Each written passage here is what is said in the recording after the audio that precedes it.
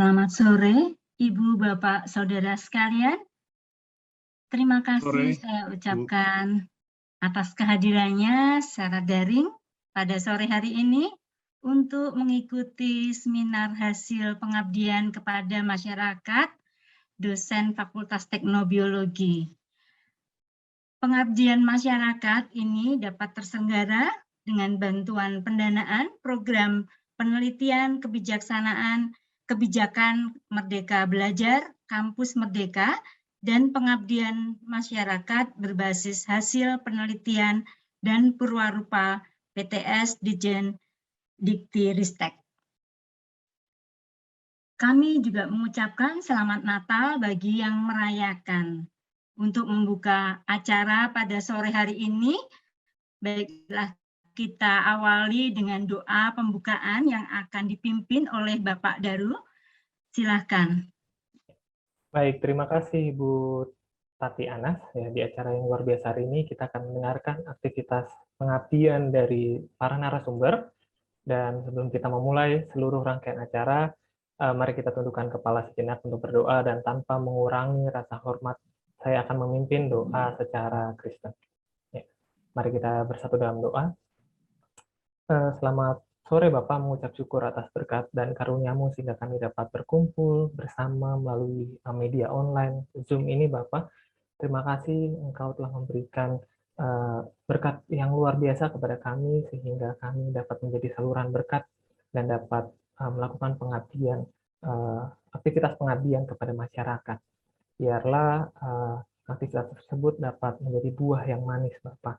Dan sebentar kami ingin mulai kegiatan kami, berkatilah setiap narasumber yang akan memberikan materinya, berkatilah setiap kata-kata yang akan disampaikan, dan juga berkatilah seluruh acara ini dari awal pertengahan hingga akhir, dan jauhkan dari kuasa jahat yang ingin mengganggu sehingga acara ini dapat berjalan dengan baik Bapak.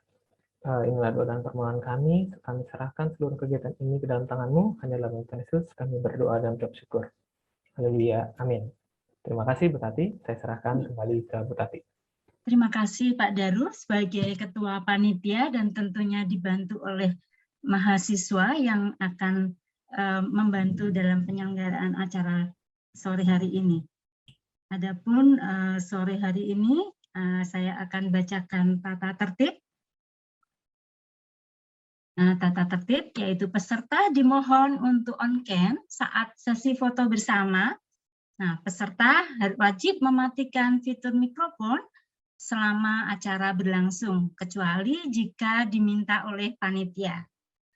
Nah, peserta dapat menggunakan fitur raise hand saat sesi pertanyaan dan atau menanyakan pada fitur chat room dengan menulis nama dan pertanyaan.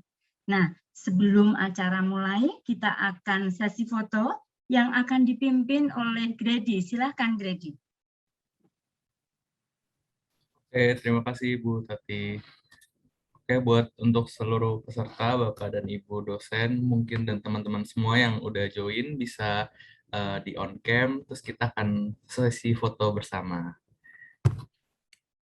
Oke, masih ditunggu, ada 2 page. Kita akan melakukan foto.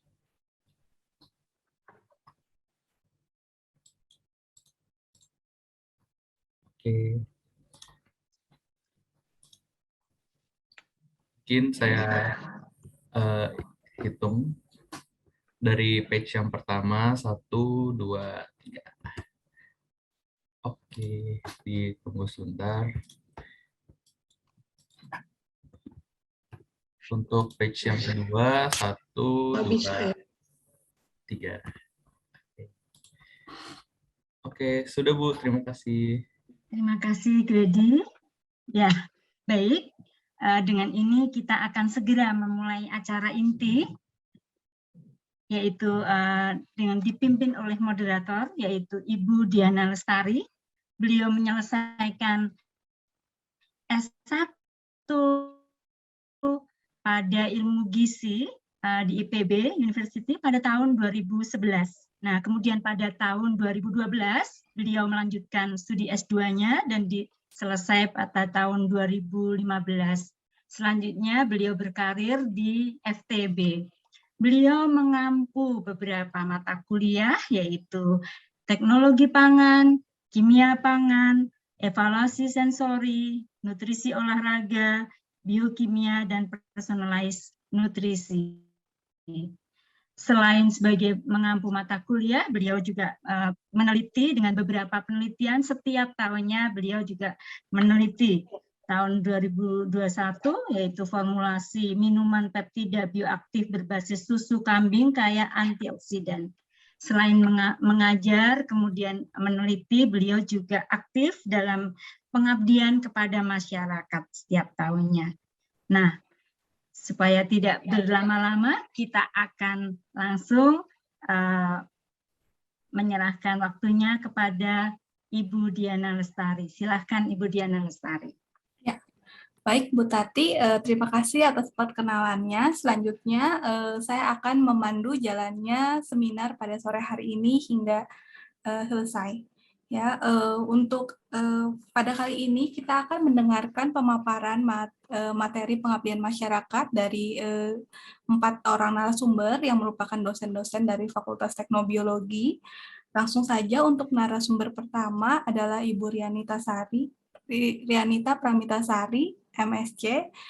Beliau merupakan dosen Fakultas Teknobiologi dari Prodi Teknologi Pangan dengan judul Peningkatan Ketahanan Pangan Keluarga melalui Pendampingan Budidaya Maggot dan Implementasinya sebagai Pakan Ikan dan Ternak di Kampung Sawah, Jatimurni, Pondok Melati, Bekasi. Kepada Ibu Rianita, saya persilahkan.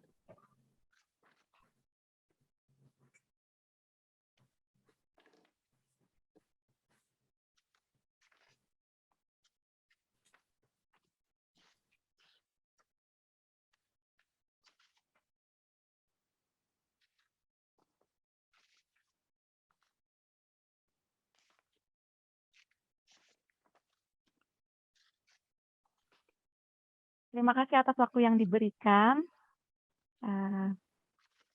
Ini saya nggak bisa share screen ya?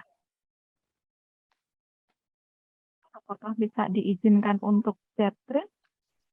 Bang Daru yang bisa ngasih itu. Mungkin dari panitia bisa dibantu sebagai co-host. Oke, Bu Ria, boleh dicoba terlebih dahulu, Bu? Ya, sudah.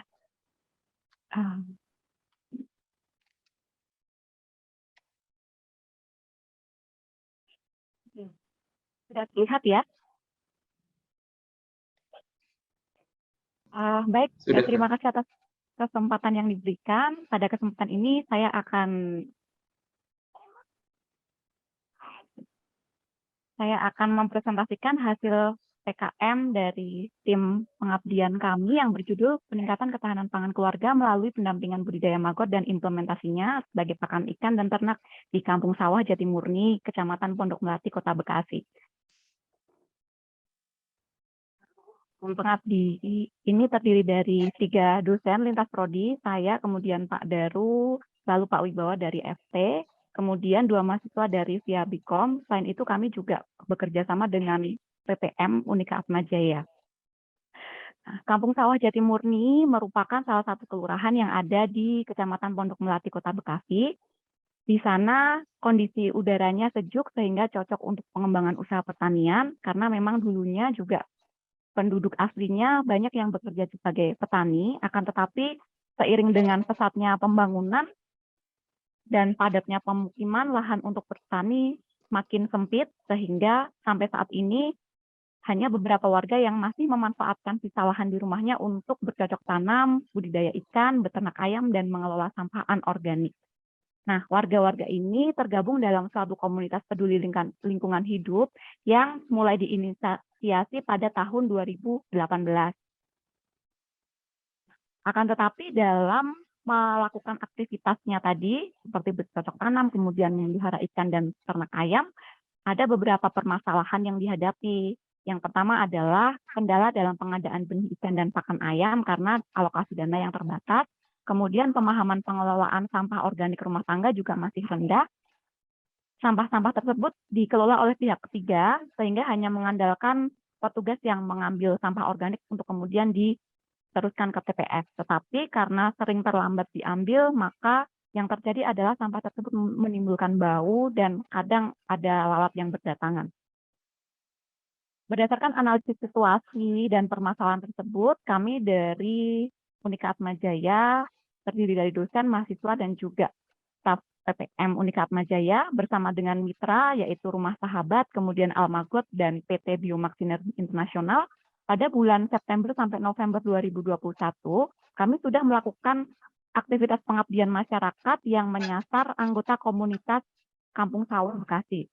Kegiatan yang sudah dilakukan adalah webinar penyuluhan pengelolaan sampah rumah tangga, kemudian juga usaha skala rumah tangga, lalu dilanjutkan dengan pengelolaan sampah melalui budidaya maggot, juga dilakukan pelatihan supaya para anggota komunitas tersebut bisa menerapkannya. Nah, mengapa harus maggot?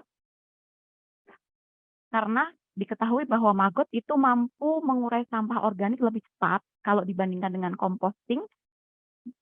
Dengan maggot ini bisa mengurai 3 kali lebih cepat. Kemudian beberapa penelitian juga menyebutkan bahwa maggot ini kaya protein dan lemak, sehingga ketika diaplikasikan menjadi pakan ternak itu bisa meningkatkan produktivitas.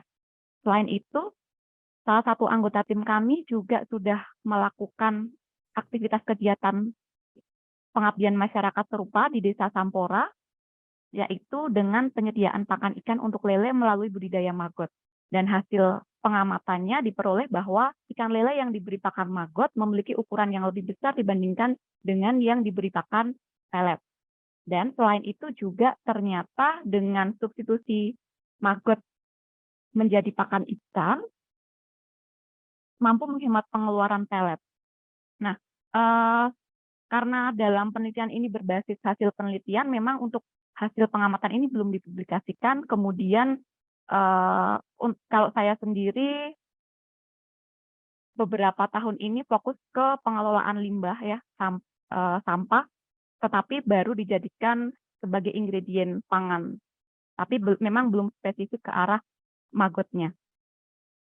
Nah, dari hasil pelatihan yang diselenggarakan pada bulan September sampai November, ternyata respon warga sangat positif dan antusias. Kemudian hasil PKM juga sudah kami submit ke jurnal PKM, Jurnal Kewirausahaan dan Bisnis, Cinta 3, dan warga juga sudah dibekali dengan cara budidaya maggot, kemudian mempraktikkan sendiri, akan tetapi setelah kami evaluasi ternyata maggot dan siklus hidupnya belum optimal, jadi beberapa BSF atau lalat tentara hitam yang nantinya akan menghasilkan maggot ini ukurannya masih kecil-kecil, kemudian beberapa warga menemukan ada yang maggotnya kurang berhasil ya, jadi mati, tetapi ada juga yang sudah berhasil.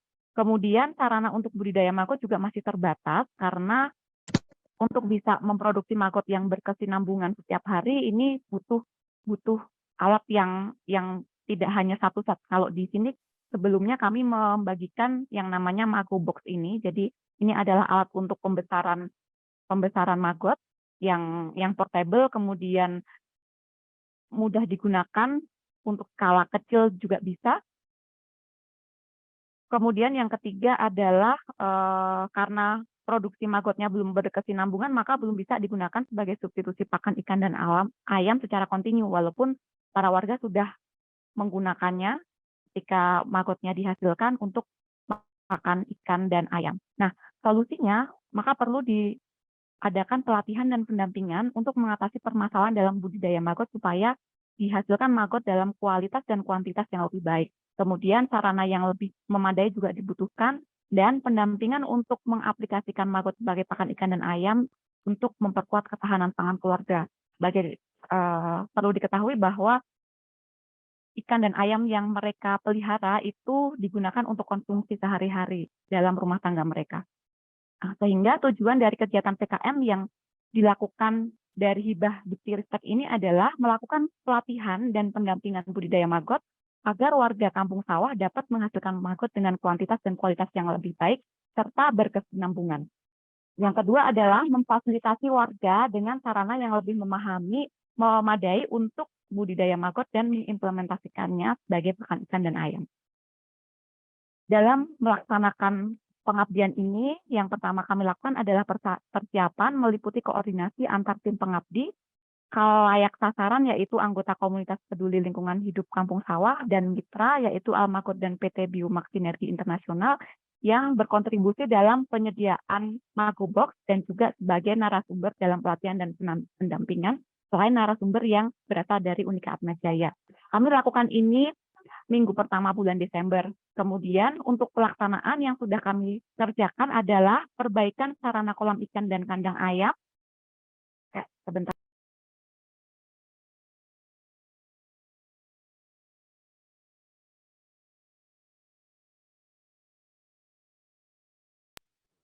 Kemudian pelatihan dan pendampingan budidaya maggot dan pasca panen maggot sebagai pakan ini sudah kami lakukan pada tanggal 23 Desember lalu.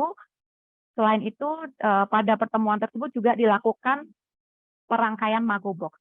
Kemudian, monitoring dan evaluasi yang sudah kami lakukan adalah pengisian kuesioner dari kegiatan yang sudah dilakukan, kemudian dilakukan pemantauan, sampai saat ini juga masih dilakukan pada penyelesaian kandang dan kolam, juga pada pertumbuhan maggot. Baik itu secara langsung maupun via WhatsApp.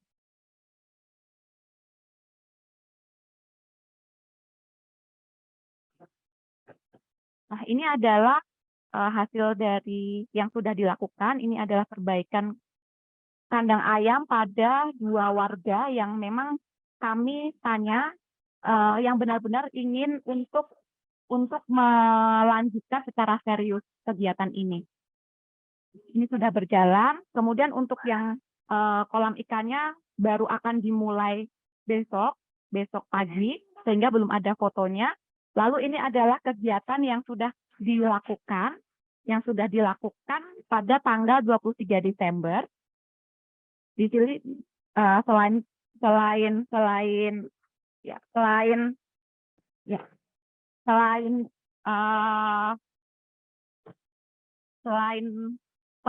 yang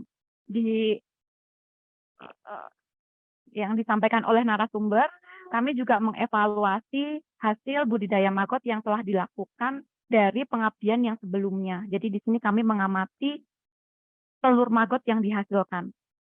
Dan ternyata sudah bertelur. Kemudian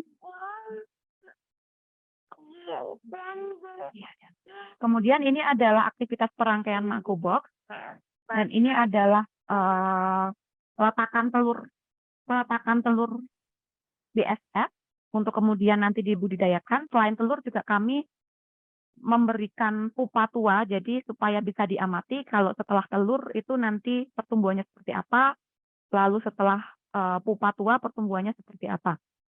Nah, ini adalah hasil evaluasi dari kuesioner yang diisi setelah tanggal 23.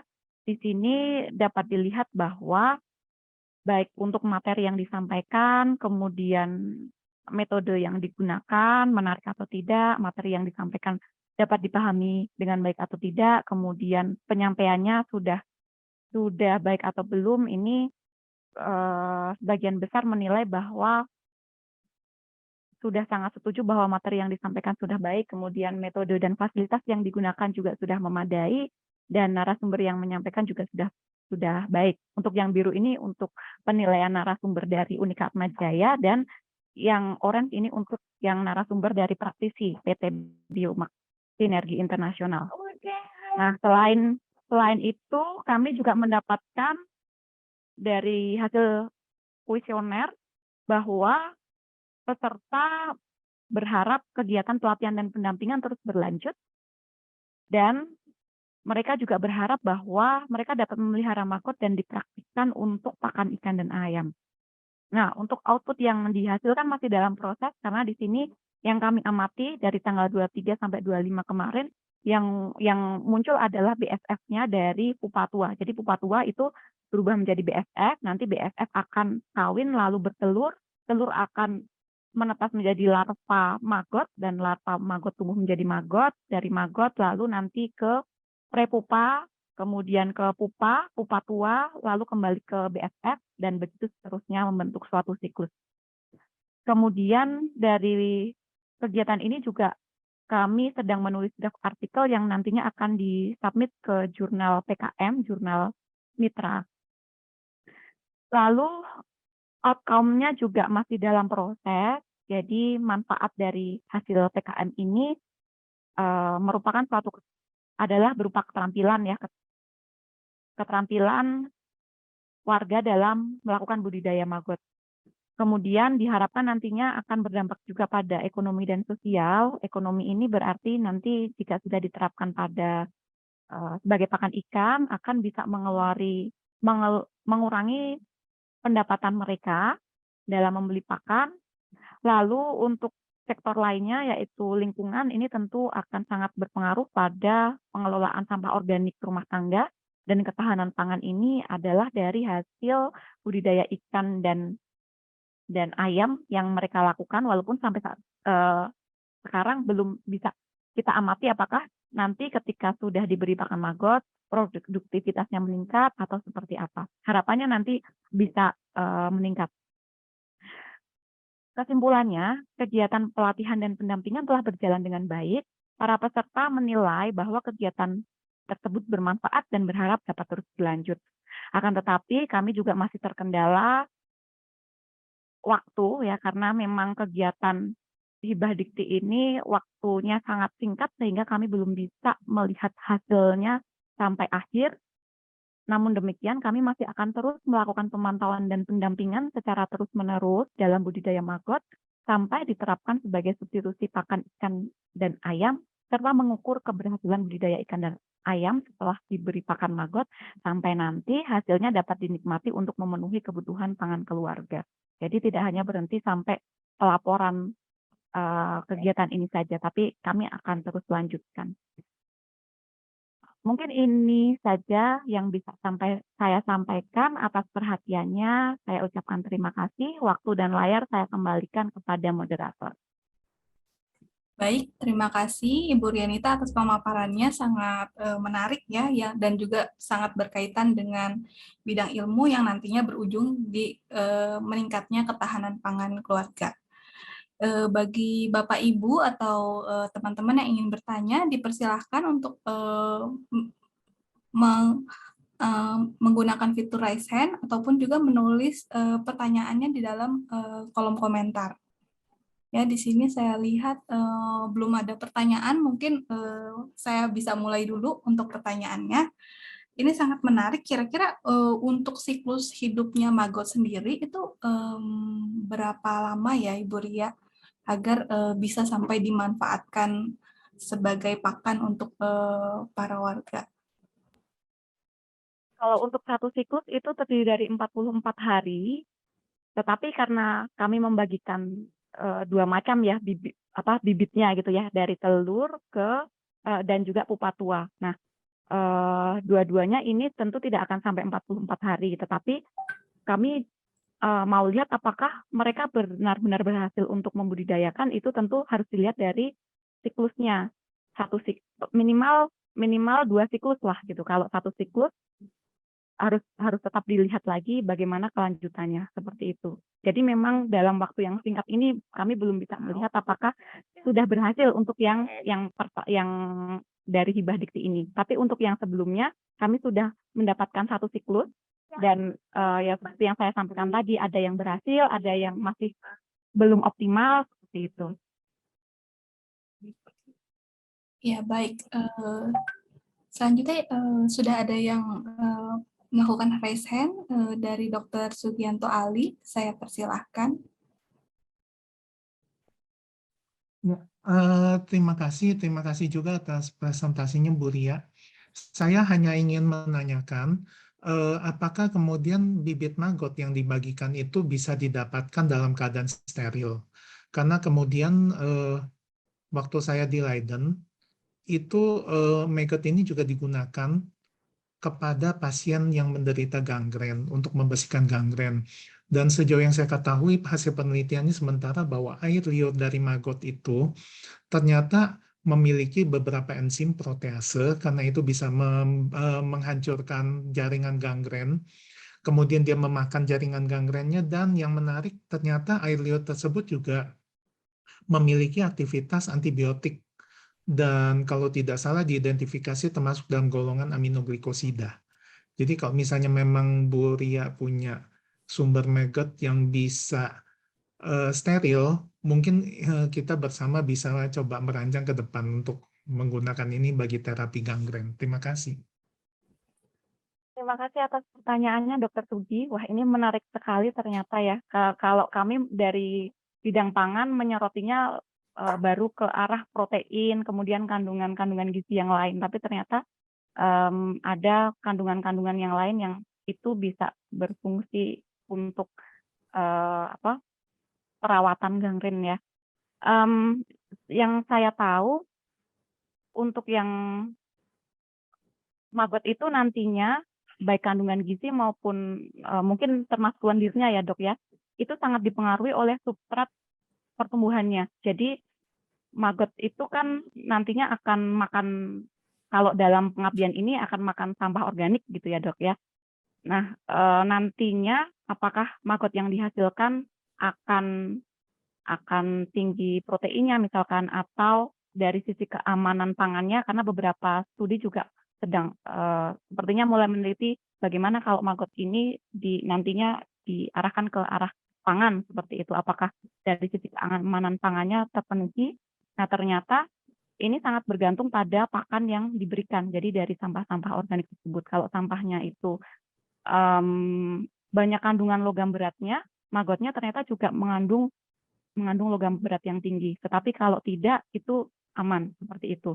Nah, untuk yang bibit kami gunakan ini memang tidak steril, dok, karena memang kami baru terbatas, tujuannya adalah untuk pakan ternak seperti itu, dok.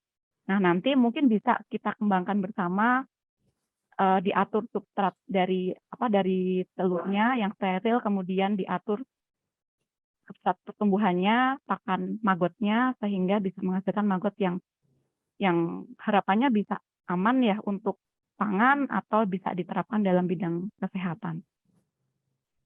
Itu. Terima kasih Bu Ria. Ya, selanjutnya ada satu pertanyaan lagi nih Bu Ria dari Ibu Tati Barus. Apakah sudah ada kajian tentang jenis pakan yang terbaik untuk pertumbuhan maggot agar perkembangannya dapat berlangsung dengan baik, dan apakah jenis yang terbaik tersebut? Terima kasih Bu Tati. Jadi yang menentukan pertumbuhan maggot itu sebenarnya pada awal fase bayinya. Jadi maggot ini kan larvanya ya. Jadi bayi larva selama seminggu itu kalau mau nanti maggotnya tumbuh dengan baik, diberikan pakan, ini menurut praktisi ya yang sudah mempraktekkan, diberikan pakan ampas tahu dan dedak. Nah, setelah seminggu nanti bisa diberikan sampah organik apapun. Tetapi memang yang istilahnya disukai maggot gitu ya, itu yang lunak-lunak, yang tidak terlalu keras seperti itu. Dan kalau yang misalkan kulit buah begitu ya, kulit pisang itu sepertinya lembut gitu ya. Tetapi ternyata pada prakteknya itu juga agak susah untuk makan maggot ya. Karena memang maggot itu nggak punya gigi, jadi dia hanya seperti ngisap, nyedot seperti itu. Nah, tetap bisa diurai oleh maggot, tetapi harus dikecilkan dulu ukurannya. Begitu, Bu. Ya, bagaimana Bu Tati? Apakah sudah cukup jelas dengan jawabannya? Ini terima kasih. Ya, baik. Ini ada satu pertanyaan lagi mungkin dari Gibson terakhir ya. Secara singkat saja, Bu Ria, apa sih hambatannya dalam melakukan pembudayaan maggot ini? Gitu. Dan apakah sudah ada solusinya kira-kira? Terima kasih dari pertanyaan Gibson. Yang kami lihat dari warga yang sudah mulai membudidayakan, itu permasalahannya adalah karena maggot itu ada siklus yang dia sebenarnya tahan banting begitu ya. Maggotnya sendiri itu tahan banting, tetapi ketika dia dia apa namanya, dari pupa kemudian ke BSF-nya, itu kondisi lingkungannya sangat mempengaruhi. Jadi yang terbaik itu adalah yang sejuk, yang masih kena matahari, tetapi tidak terlalu panas begitu ya. Kemudian kelembapan itu juga sangat mempengaruhi, karena kemarin tuh ada yang menaruh di rumahnya, tetapi itu di bagian, karena rumahnya lantai 2 begitu ya, kemudian ditaruh di atas, tidak terkena sinar matahari dan di situ lembab. Nah, akibatnya pertumbuhan BSF-nya itu tidak terlalu baik dan bertelurnya juga jadi lama. Seperti itu. Jadi kemarin itu akhirnya dipindahkan ke tempat yang lebih ada cahayanya tapi tidak terlalu panas. Lalu yang menjadi hambatan lagi adalah ketika ada hama biasanya. Nah, tapi hama ini sebenarnya tidak banyak. Hama maggot ini adalah cicak ya. Jadi kalau misalkan di tempat budidaya itu banyak cicak, nah ini yang nantinya bisa menyerang maggot. Tetapi itu bisa diatasi dengan salah satunya adalah tempat budidaya pembesaran maggot tadi, memakai maggot box, karena di sini juga diatur supaya maggotnya tidak bisa keluar, tapi hama yang di luar juga tidak bisa masuk untuk makan maggot. Untuk selebihnya sih tidak terlalu ada hambatan yang signifikan ya, jadi hanya pengaturan peletakannya saja supaya suhunya tetap baik, tetap kena sinar matahari tetapi tidak terlalu panas. Mungkin seperti itu. Baik, terima kasih Bu Lia. Karena waktunya juga sudah habis, mungkin untuk diskusi kali ini kami cukupkan. Terima kasih atas pemaparannya Bu Lia yang sangat bermanfaat. Selanjutnya saya persilahkan bagi narasumber kedua, Dr. Tati Barus, dengan judul Pembinaan Produksi dan Bisnis Tempe Masyarakat Desa Cibogo, Cisauk, BSD. Kepada Ibu Tati, saya persilahkan. Terima kasih atas kesempatannya. Mohon dibantu untuk slide-nya. Baik, selamat sore bagi kita semua. Salam sejahtera, salam sehat selalu. Terima kasih atas kesempatan yang diberikan kepada saya untuk memaparkan hasil pengabdian kepada masyarakat yang telah kami lakukan di bulan Desember 2021 ini, yang berjudul Pembinaan Produksi dan Bisnis Tempe bagi Masyarakat Desa Cibogo, BSD. Dalam kegiatan ini kami ada dalam tim, saya sebagai ketua, lalu Rory Antoni Hutagalung, kemudian Dionysius Subali, Daruseto Bagus Anugrah, semua kami adalah dari Fakultas Teknobiologi Atmajaya. Dan pada kegiatan ini juga kami dibantu oleh mahasiswa-mahasiswa yang luar biasa, yaitu ada Fasya, ada Renata, ada Ricardo, dan ada Revelo. Next. Kegiatan ini terlaksana karena adanya pendanaan dari program penelitian kebijakan MDKM dan pengabdian kepada masyarakat berbasis hasil penelitian dan purwarupa PTS di Jendiktiristek tahun 2021. Nah, dalam hal ini sangat kami tekankan bahwa kegiatan ini sangat berhubungan dengan hasil penelitian. Next.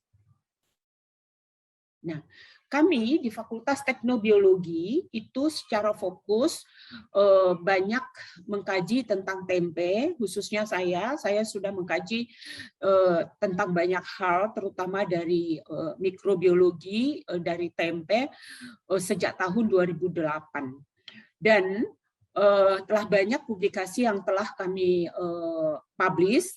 Selain itu, perlu juga saya informasikan bahwa memang akhir-akhir ini penelitian tentang tempe terus meningkat karena memang tempe itu bukan hanya sebagai sumber protein yang murah, tetapi banyak kajian yang menunjukkan bagaimana pentingnya senyawa-senyawa bioaktif pada tempe terhadap kesehatan. Next. Sehingga dengan demikian, walaupun tempe merupakan makanan fermentasi Indonesia, namun sampai saat ini tempe sudah diproduksi dan dikonsumsi di berbagai negara.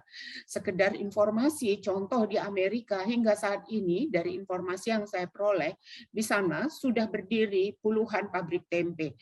Dan kalau kita lihat tempe-tempe yang diproduksi di luar, itu bahkan diolah menjadi makanan-makanan yang menarik dengan packaging yang kadang-kadang kalau kita lihat juga sangat menarik. Next.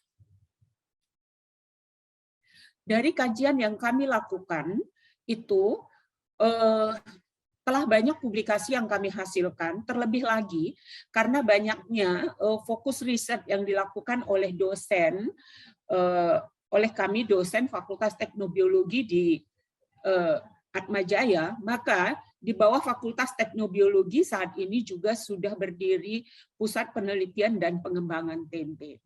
Next. Berdasarkan latar belakang itu semua, maka kami merasa sangat penting agar penelitian-penelitian yang dilakukan oleh Fakultas Teknobiologi, khususnya kami, tidak hanya sebatas menjadi materi dari pengajaran, tidak hanya sebatas menjadi pengabdian, maksud kami tidak hanya sebatas publikasi-publikasi yang berskala nasional dan internasional, tetapi kami juga berkeinginan untuk apa yang sudah kami pelajari tentang tempe ini perlu kami abdikan kepada masyarakat. Next. Nah, dalam pengabdian ini kami memilih Desa Cibogo. Kenapa Desa Cibogo? Desa Cibogo ini merupakan satu desa yang persis berada di belakang Kampus 3 Unika Atmajaya Cisauk, di mana masyarakat di Desa Cibogo ini merupakan masyarakat yang dulunya adalah bertani. Namun karena penjualan lahan dan juga karena pembagian lahan yang mereka lakukan dari tetua mereka, dibagi ke anak, dibagi ke cucu, sehingga lahan pertanian yang dulu mereka gunakan untuk bercocok tanam saat ini sudah semakin sempit dan bahkan banyak penduduk juga sudah sama sekali tidak punya lahan untuk bertani. Sehingga di sekitar Desa Cibogo, menurut survei yang kami lakukan, banyak sekali tenaga-tenaga muda yang bekerja seadanya, sedapatnya. Selain itu, ibu-ibu rumah tangga juga itu banyak yang hanya sebagai tenaga pembersih jalanan di daerah BSD. Kemudian dari survei yang kami lakukan juga bahwa rata-rata, karena masyarakat Desa Cibogo itu setiap hari itu mengkonsumsi tempe, karena memang merupakan satu sumber protein yang murah ya. Kemudian hal lain lagi yang menarik bagi kami adalah air di Desa Cibogo itu sangat baik, karena dulunya Desa Cibogo itu banyak ditanami bambu, sehingga kualitas air di sana sangat baik. Kemudian juga berkat pemikiran ini sebenarnya sudah lama ada pada kami, di mana kami berkeinginan agar di dekat Atmajaya BSD itu berdiri semacam suatu sentra produksi atau berdirinya pengrajin tempe yang bisa menjadi sumber pangan tempe bagi masyarakat Cibogo sekitarnya yang memang perkembangannya itu sangat pesat ya. Banyak sekali berdiri perumahan dan sebagainya. Sementara kebutuhan tempe untuk Cibogo dan sekitarnya itu, menurut informasi hasil survei yang kami lakukan, itu berasal dari daerah-daerah yang jauh dari sana. Oleh sebab itu, dengan adanya pemikiran itu dan lewat diskusi dengan aparat desa, maka pemikiran kami disambut dengan sangat baik oleh aparat desa Cibogo. Next.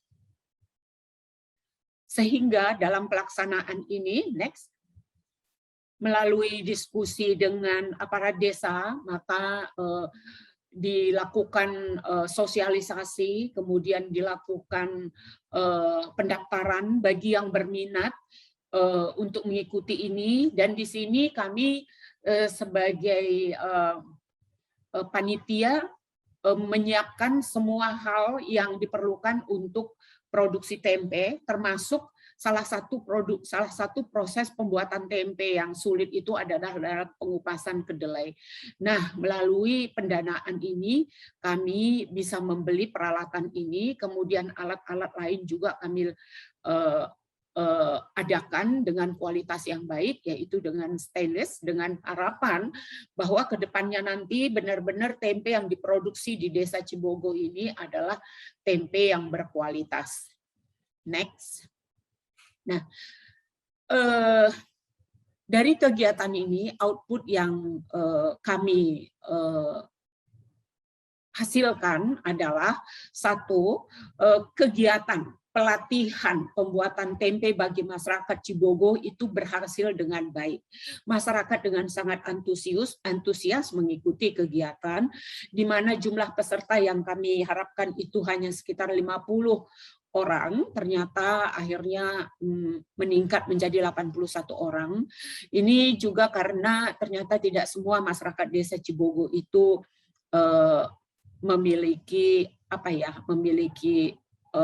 alat komunikasi, sehingga dari mulut ke mulut pada waktu kegiatan mereka datang gitu untuk ikut pelatihan. Kemudian pelatihan yang berlangsung dengan baik juga tersebut dihadiri oleh aparat desa. Jadi output yang kami hasilkan dari kegiatan ini juga adalah kami akan segera mensubmit hasil kegiatan ini kepada jurnal mitra yang ada di bawah Unika Atmajaya. Kemudian ada juga pemikiran bagi kami bahwa kami setelah mendesain suatu packaging dari tempe, nah mungkin nanti ini akan kami daftarkan sebagai merek tempe. Jadi dari kegiatan yang telah terlaksana itu kami juga terlebih dahulu melakukan pengisian pre dan post test, maka diperoleh bahwa pendidikan para peserta itu sangat bervariasi. Next.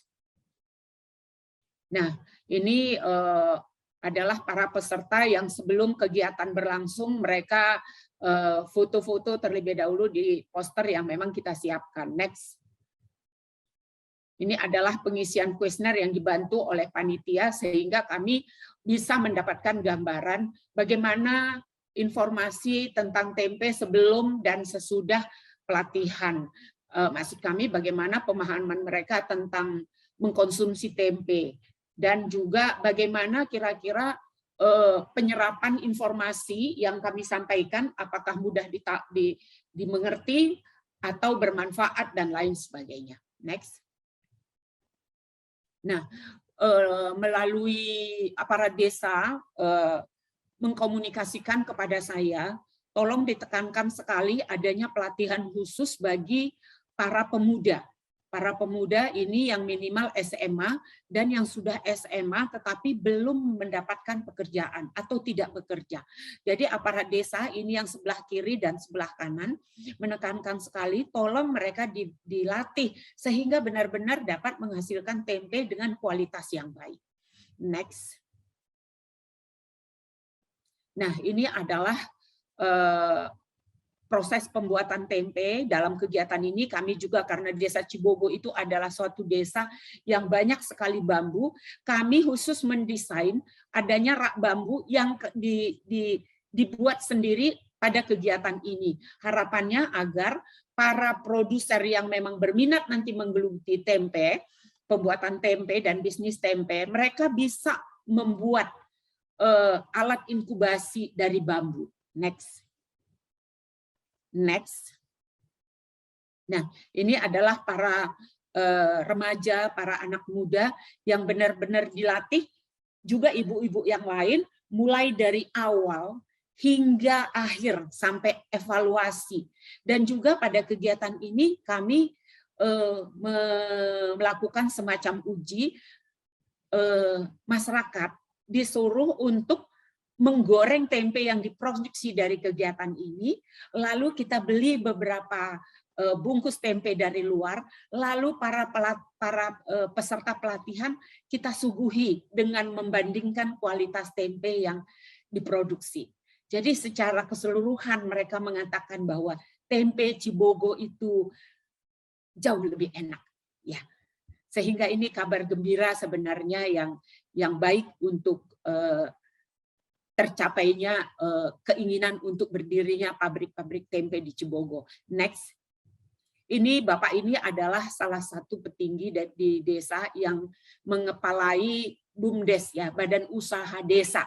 Jadi bagaimana bisnis-bisnis di desa itu di manage oleh beliau, dan mereka sangat antusias agar kegiatan ini tidak hanya sebatas masyarakat itu bisa tahu, tapi ke depannya benar-benar semoga bisa menjadi satu kegiatan yang bisa mencukupi kebutuhan makanan tempe bagi masyarakat Desa Cibogo, dan juga bisa menjadi lapangan pekerjaan bagi masyarakat Desa Cibogo. Sehingga melalui kegiatan ini mereka mengharapkan sekali kegiatan ini agar dilanjutkan ke lebih konkret untuk mencapai tujuan tersebut. Next. Nah, ini adalah hasil post-test dan pre-test yang menunjukkan meningkatnya pemahaman masyarakat Desa Cibogo akan tempe itu bukan hanya merupakan makanan yang murah, tetapi tempe itu adalah makanan yang sehat untuk dikonsumsi. Next. Kemudian juga adanya pemahaman agar mengkonsumsi tempe setelah pelatihan, mereka akan meningkatkan. Jadi selama ini mereka menganggap ya udah hanya itu yang memang bisa mereka beli, tetapi untuk ke depan mereka menginformasikan akan meningkatkan konsumsi tempe. Next. Ini yang saya sampaikan tadi, banyak pemahaman tempe tentang tempe setelah pelatihan itu menjadi berubah paradigma mereka. Next. Nah, ini adalah informasi tentang penyajian yang kami sampaikan. Mereka mengatakan dengan mudah dimengerti semua yang diberikan oleh narasumber. Next. Nah, dari output yang dilakukan itu, maka diharapkan next, outcome-nya dari kegiatan ini adalah laporan dari peserta, yang mana setelah kegiatan para peserta juga diimbau untuk membuat sendiri produk tempenya di rumah. Lalu mereka melaporkan bahwa mereka sudah berhasil membuat tempe. Namun ada beberapa yang memang perlu pembinaan, misalnya bagaimana meletakkan packaging di rak-rak yang diperuntukkan untuk inkubasi. Namun secara keseluruhan tempe yang mereka produksi itu berhasil. Next.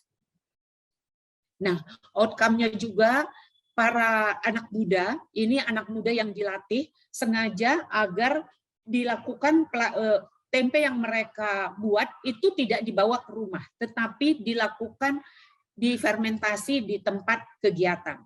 Dan mereka evaluasi besoknya lusa 2 hari kemudian. Nah, dari tempe-tempe yang mereka buat, itu mereka semua sudah berhasil dengan baik. Namun memang karena proses pembalikannya yang kadang-kadang terlambat, itu menunjukkan kapang yang pada tempe itu tidak tumbuh dengan baik. Namun secara keseluruhan, pada umumnya mereka sudah dapat berhasil membuat tempe dengan baik. Next. Ini adalah tempe-tempe yang dibuat oleh anak-anak muda tersebut yang difermentasi di tempat pelatihan. Next. Nah, jadi outcome lagi dari kegiatan ini adalah para pengrajin, para peserta menginginkan agar dilanjutkan dengan adanya pelatihan. Nah, memang karena keterbatasan waktu, di mana pada kegiatan ini harusnya memang kami akan mendatangkan pengrajin tempe yang sudah sukses dari lokasi lain untuk sharing kepada mereka. Juga kami seharusnya mendatangkan orang yang pakar di bidang marketing. Namun karena keterbatasan waktu, ini mungkin akan dilakukan pada sesi berikutnya. Kemudian outcome dari kegiatan ini adalah adanya pemikiran dari aparat desa agar ada lahan desa yang bisa digunakan untuk membangun pabrik tempe, sehingga di sana mungkin nanti beberapa pengrajin tempe secara kolektif bersama-sama untuk memproduksi tempe. Nah, itu pemikiran-pemikiran yang segera dikonkretkan yang diharapkan oleh aparat desa. Jadi mohon maaf, waktunya sudah habis. Ya, demikian saya kira pemaparan saya tentang kegiatan ini. Terima kasih. Baik, terima kasih Bu Tati. Ini sudah mulai ada pertanyaan.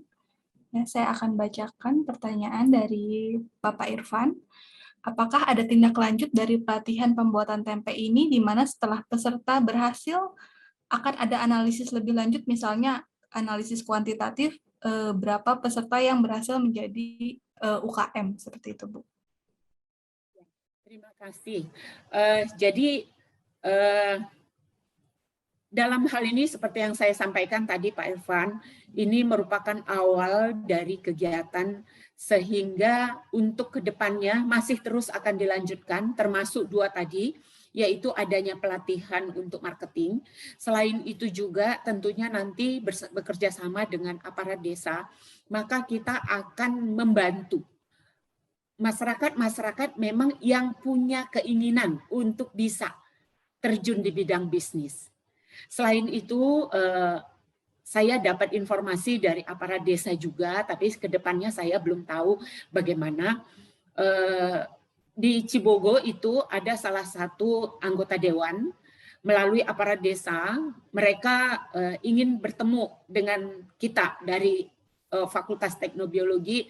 Dalam hal ini kami sebagai narasumber diharapkan untuk bisa ngobrol bersama, duduk bersama dengan beliau dan juga dengan aparat desa, sehingga realisasi berdirinya pengrajin tempe atau misalnya nanti ada pabrik tempe yang lebih modern, nah bisa terrealisasi.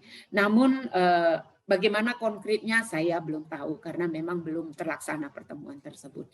Namun dengan aparat desa kami terus secara continue melakukan diskusi-diskusi.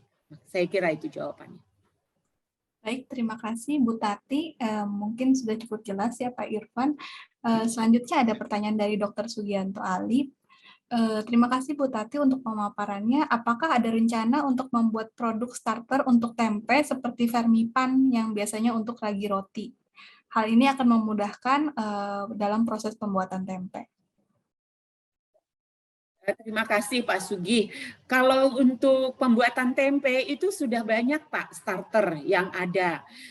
Namun sampai saat ini juga menjadi fokus riset kami. Perlu kami informasikan bahwa dulu itu sangat banyak ragam jenis tempe yang ada di Indonesia. Karena memang starternya yang digunakan itu sangat beragam.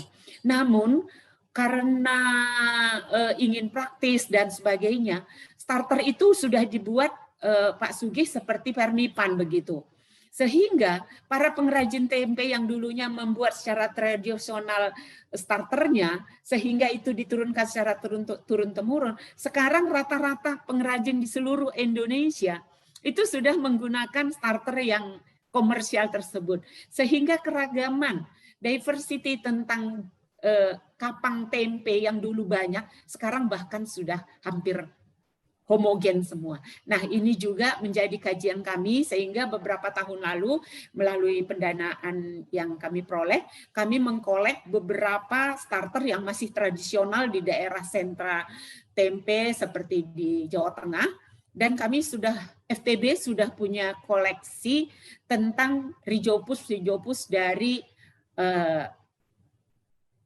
starter atau inokulum tradisional tersebut, Pak. Jadi sudah ada Pak Sugi. Kalau memang Pak Sugi nanti mau buat tempe, itu sudah ada. Saya kira. Ya, baik, Bu Tati. Berarti memang sudah ada yang biasa komersial ya, Bu, jadi langsung bisa dipakai. Betul. Kemudian apakah dari peserta masih ada yang ingin bertanya? Sepertinya sudah cukup ya Bu Tati, karena sudah tidak ada pertanyaan lagi, maka untuk sesi diskusi kali ini saya tutup. Terima kasih Bu Tati Barus atas pemaparannya. Selanjutnya saya akan beralih ke narasumber ketiga, Narasumber ketiga adalah Dr. Insinyur Rory Antoni Hutagalung, DEA. Beliau juga merupakan dosen dari Fakultas Teknobiologi dan akan memaparkan topik dengan judul Pemberdayaan Kelompok Pengusaha Ikan Hias Bahari Jaya Lestari melalui alih teknologi pengemasan dan juga aklimatisasi. Kepada Pak Rory, saya persilahkan. Suara saya sudah terdengar ya? Sudah, Pak.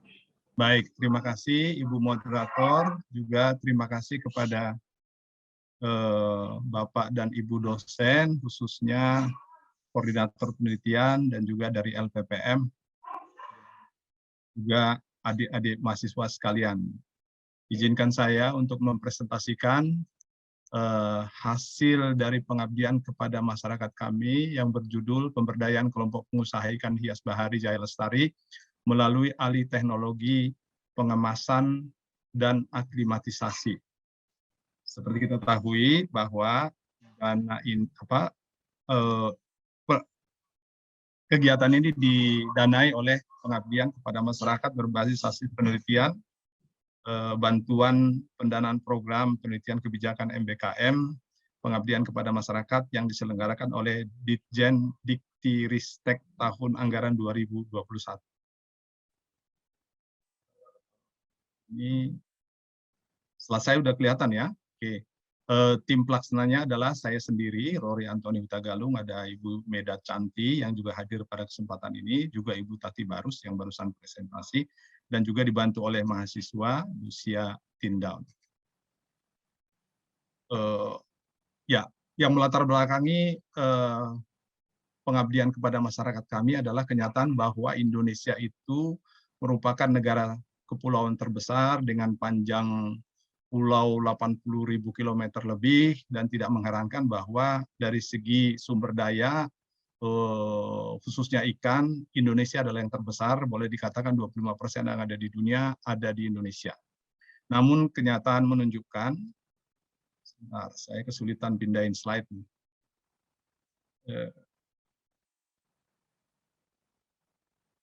Maaf, mungkin slide saya nggak bisa berpindah ya. Kenapa ini? Sebentar. Oke. Ya, namun kenyataan menunjukkan bahwa dari segi nilai dolarnya, Indonesia masih tertinggal jauh dari negara lain, khususnya Singapura dan Hong Kong, yang notabene tidak mempunyai sumber daya sebanyak di Indonesia. Memang dari segi jumlah Indonesia nomor 1, tapi yang penting kan ujung-ujungnya adalah nilai dolarnya. Ternyata penyebabnya adalah, nah ini mungkin saya ada kesulitan dengan jaringan. Oke, perpindahannya agak lambat. Yang menjadi penyebabnya adalah kematian di tempat tujuan, gitu ya. Jadi perlu diketahui bahwa untuk komoditi ikan hias itu syarat utamanya tentu harus hidup sampai di tempat tujuan, dan juga biaya terbesarnya bukan pada harga ikan, tapi harga yang melekat pada ikan tersebut, ya, terutama ongkos kirim, dokumen, dan lain sebagainya. Sehingga kalau ikan yang berkualitas rendah atau mati sampai di tempat tujuan, itu kerugiannya berlipat kali ganda, dan hasil penelitian daripada Smith dan Kusman menunjukkan bahwa kalau dihitung dari mulai tempat asalnya sampai pada end user, gitu ya, pengguna akhir, kematian dapat mencapai 40%. Kemudian saya bisa memindahkan slide-nya. Oke. Dan kita tahu bahwa mata rantai perdagangan ikan hias itu merupakan mata rantai yang panjang, dapat mencapai 22 tahap, dan pada setiap tahap itu yang paling menentukan adalah teknik packing dan juga teknik aklimatisasi. Itulah yang menjadi salah satu topik penelitian kita di Atmajaya. Oke, saya tetap kesulitan memindahkan. Oke, yaitu teknik packing dan teknik aklimatisasi yang memang murni hasil penelitian dari kita, dan beberapa publikasi telah dihasilkan. Mohon maaf, ini perpindahannya agak susah. Ya, ini dia. Ya, baik untuk teknik packingnya maupun untuk teknik aklimatisasinya, baik pada skala laboratorium, dan yang terakhir adalah pada skala industri, dalam hal ini eksportir ikan hias. Nah, itulah yang akan kami bagikan kepada masyarakat mitra, dan sebagai masyarakat mitra kami pilih kelompok masyarakat pengusaha ikan hias Bahari Jaya Lestari yang beralamat di Salembaran, Kosambi, dekat bandara. Wajar karena mereka memilih tempat dekat bandara, yang terdiri dari nelayan, pengepul, dan juga eksportir. Dan secara kebetulan kemarin ada juga dari importir. Dan langkah ini tentunya bisa menjadi andalan bagi hilirisasi dari produk hasil penelitian, dalam hal ini murni penelitian Unika Atmajaya pada pelaku bisnis, yaitu nelayan, pengepul, dan eksportir. Ya. Nah, yang menjadi tujuan daripada penelitian kami dan indikatornya adalah, satu, mengaplikasikan hasil penelitian tersebut kepada pelaku bisnis secara langsung, kemudian juga meningkatkan kualitas komoditi ikan hias Indonesia yang akan secara langsung akan meningkatkan daya saing bangsa. Dan dari segi ekonomi tentunya hal tersebut akan meningkatkan kesejahteraan daripada pelaku bisnis itu sendiri, dan juga dari segi kelestarian alam itu akan mengurangi tekanan pada alam. Dan hasil penelitian itu, hasil pengabdian itu nanti sesuai dengan permintaan Dikti ya. Sebenarnya kami sudah menyiapkan 3 video, tapi mungkin nanti dijadikan menjadi 1 video dan juga akan dipublikasikan kepada jurnal pengabdian masyarakat. Mungkin kita beralih pada mitra ya, sesuai anjuran daripada LPPM. Metode pelaksanaan yang kami lakukan adalah metode ceramah dan diskusi ya. Kemudian demonstrasi, ya fasilitator mendemonstrasikan teknik yang akan ditransfer. Kemudian perwakilan peserta disuruh mempraktekkan sendiri, dan besok pagi kami sudah mendapat undangan pada salah satu eksportir di Jalan Perancis untuk mengadakan pendampingan. Dan selanjutnya nanti meskipun PKM ini sudah berakhir, kami sudah berjanji akan melakukan monitoring. Ya, nah ini metode ceramah, dan mungkin nanti detailnya kita lihat di videonya saja. Jadi diawali dengan penjelasan tentang usaha ikan hias secara keseluruhan, dan juga permasalahan yang dihadapi, juga keluhan-keluhan yang diberikan oleh pihak luar negeri terhadap ikan-ikan yang berasal dari Indonesia, dan dilanjutkan dengan diskusi. Ya, diskusinya lumayan hangat, dan sesudah itu baru dilanjutkan dengan demonstrasi, ya, demonstrasi di tempat. Jadi diperagakan cara packingnya, kemudian cara aklimatisasinya, dan kemudian juga sesudah demonstrasi peserta disuruh mencoba sendiri, gitu, untuk meyakinkan bahwa apa yang sudah didemonstrasikan atau diterangkan dapat diserap baik oleh peserta. Kemudian ini identitas dari peserta pelatihan kita, usia itu sebagian besar 31 sampai 40, kemudian pendidikannya ya maklum banyak nelayan, jadi masih banyak yang SD sama SMP, namun ada juga yang perguruan tinggi. Kemudian profesinya sebagian besar adalah eksportir justru ya, mereka mengirimkan anak buahnya banyak. Kemudian ada nelayan, ada pengepul. Jenis kelamin otomatis ini dunia laki-laki ya, hanya kalau tahu ada perempuan itu mahasiswi kita. Nah, kami juga mengedarkan kuesioner untuk mengukur perubahan sikap mereka. Ya, ini rata-rata semua mengarah kepada sikap yang positif, ya, bahwa ikan hias itu merupakan andalan. Kemudian juga yang tadinya mereka pikir ikan hias itu sulit, nah, sesudah pelatihan mereka menyatakan tidak setuju. Ya. Demikian juga halnya yang tidak menarik, sesudah mengikuti pelatihan sebagian besar mengatakan bahwa tidak setuju, tidak menarik, berarti menarik gitu ya. Oke. Kemudian juga itu bisa diandalkan untuk penghasilan mereka. Oke. Nah, demikian juga halnya tentang teknik yang mereka adopsi, ya sesudah mereka mengikuti pelatihan, ya terjadi perubahan sikap di sini yang tadinya aklimatisasi kimiawi ya, sebab kita menawarkan ada aklimatisasi kimiawi yaitu dengan menyesuaikan pH dengan pH yang pH daripada air packing. Teknisnya mungkin saya tidak ada waktu untuk menjelaskan, tapi prinsipnya adalah itu adalah pendekatan sebenarnya ekologis ya, ekologis terhadap faktor kimia, yaitu dalam hal ini pH. Oke, semua positif, dan juga tentang fasilitator dan bahan yang disiapkan semua mengarah kepada bahwa itu dijelaskan dengan baik, instruksi mudah diikuti, materi disiapkan dengan baik, juga program disusun dengan baik. Nah, harapan kesan mereka dan harapan mereka ya, bahwa mereka berkesan bahwa pelatihan itu menambah pengetahuan, dan memang nanti hasil tesnya ada.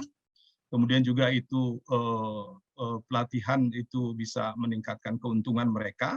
Ini tentu belum bisa kita ukur. Ini bisa kita ukur nanti sesudah beberapa hari sesudah mereka mempraktekkan. Mereka berharap juga supaya ada pendampingan. Nah, itu yang akan kita lakukan besok. Kemudian juga mengharapkan kerjasama dengan universitas secara formal, dan juga pelatihan untuk topik lain di luar daripada packing atau pengemasan dan aklimatisasi. Sebagai kesimpulan, ya, pengabdian kepada masyarakat yang telah dilakukan melalui ceramah, diskusi, demonstrasi, dan praktek kepada nelayan, pengepul, eksportir, dan importir telah berjalan dengan baik. Indikator keberhasilannya terlihat dari keterampilan peserta mempraktekkan teknik yang diajarkan, dan juga terlihat dari peningkatan pengetahuan mereka, dan juga sikap mereka yang berubah ke arah yang positif. Kemudian sebagai tindak lanjut, pelatihan perlu dilengkapi dengan pendampingan dan monitoring dengan berkunjung langsung ke tempat usaha peserta, khususnya eksportir yang sudah mengundang. Berikutnya,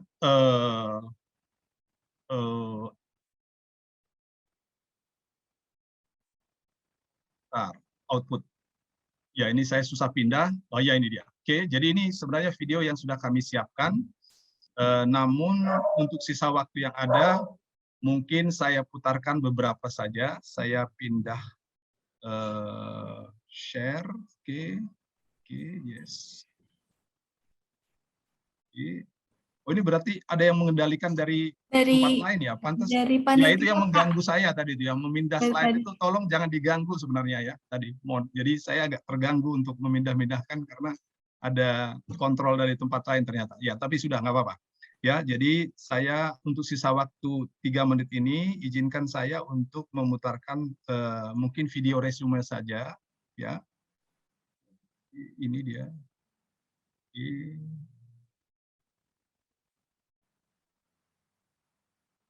Ya, ini dia sebagai ringkasan hasil daripada kegiatan yang kami lakukan. Ku jelajahi samudra tak bertepi,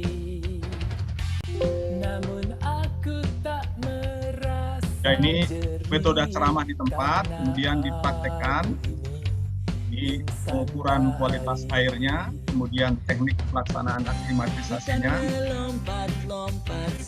dan ini hasil ikannya yang bisa dibedakan nanti antara teknik yang kita tawarkan dan juga kontrol dalam hal ini yang biasa mereka praktekkan. Ini eksportirnya.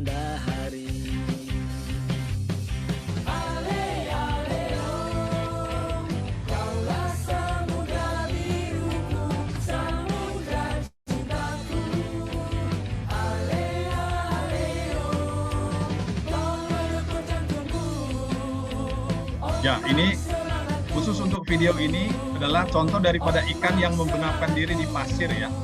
Itu yang kita adopsi untuk teknik packing yang ekologis.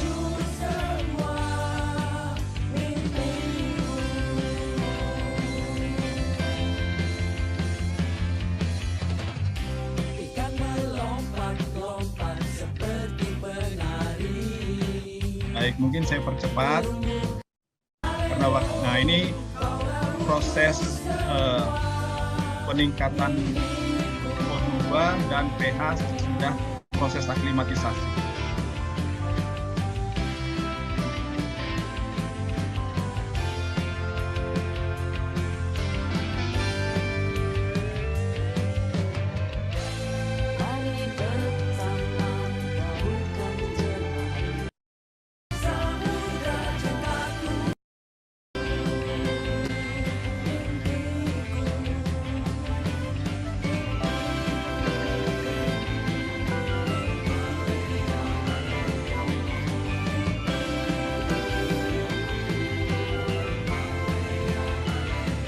Demikian presentasi dari saya. Mohon maaf tadi ada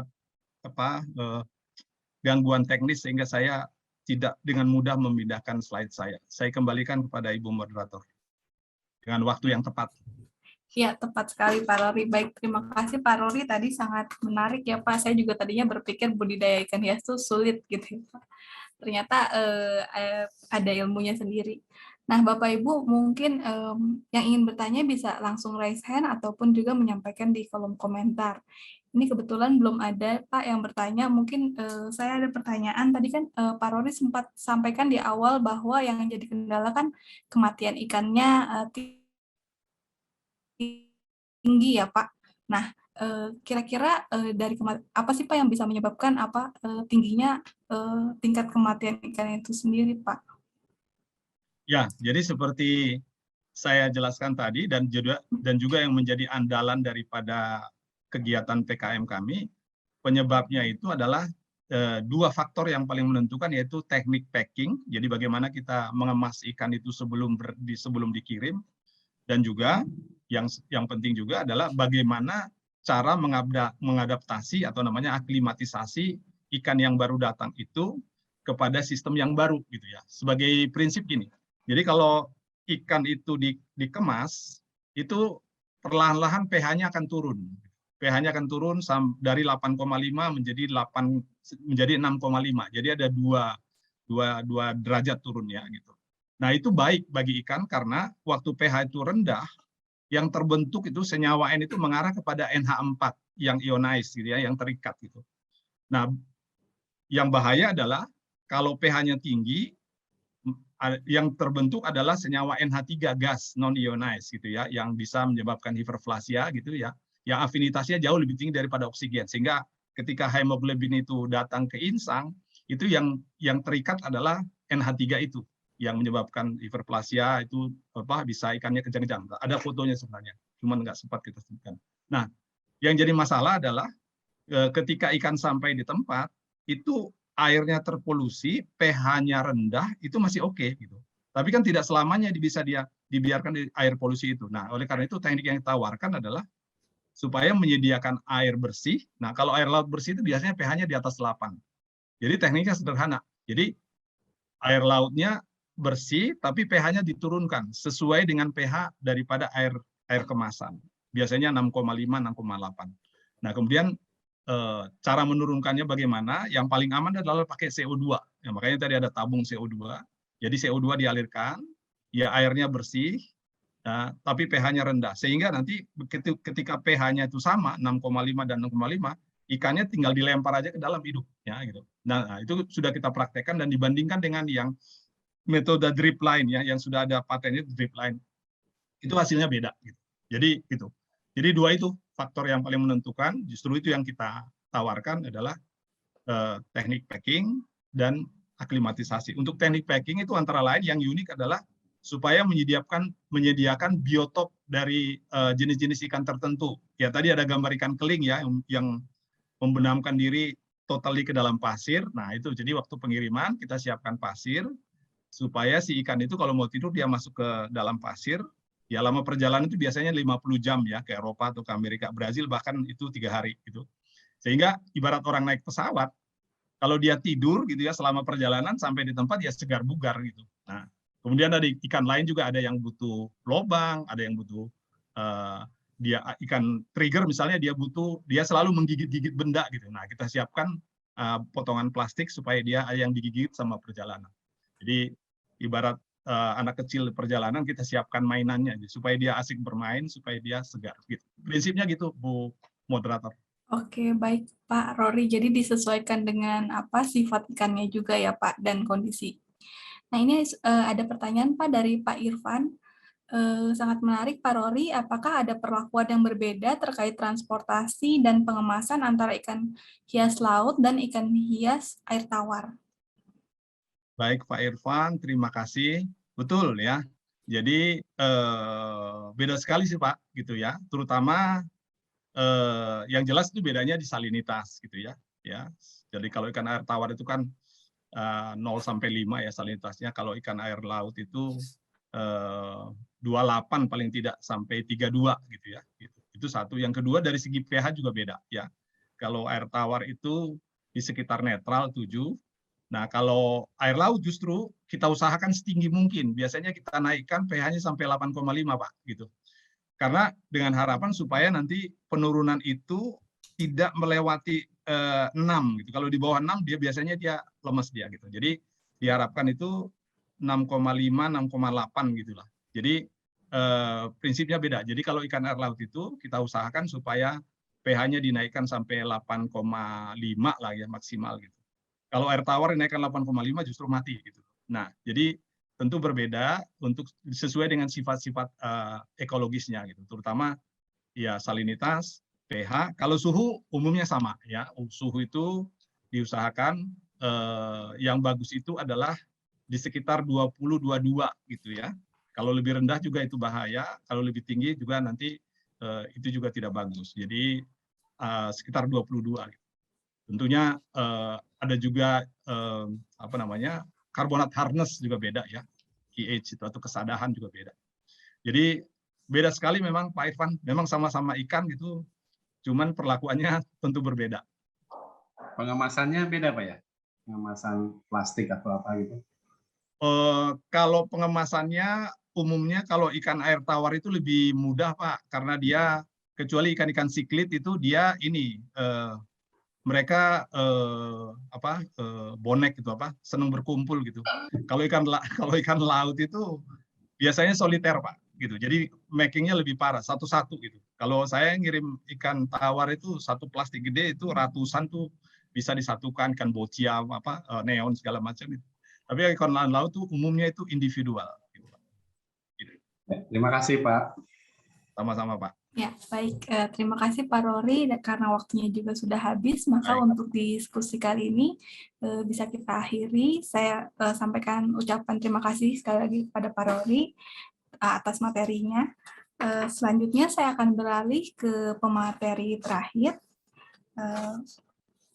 Topik terakhir dari Ibu Yanti. Ibu Yanti akan membawakan topik mengenai pelatihan teknik budidaya tanaman rempah dan hilirisasi produk bagi kelompok tani Podomoro di Desa Teluk Naga melalui kemitraan bersama Dadim 0510 Tiga Raksa Tangerang. Kepada Ibu Yanti saya persilahkan. Terima kasih Bu Dian untuk perkenalannya. Izinkan saya untuk melakukan setting.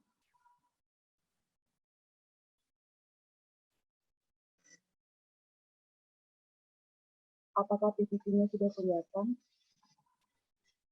Masih belum, Bu.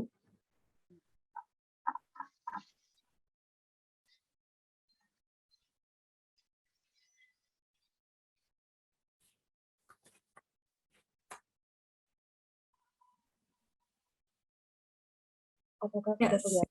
Ini sepertinya sudah Bu, sudah terlihat. Cuma karena komputer saya agak bermasalah, jadi mungkin tidak bisa slideshow ya Bapak Ibu. Jadi saya akan klik manual.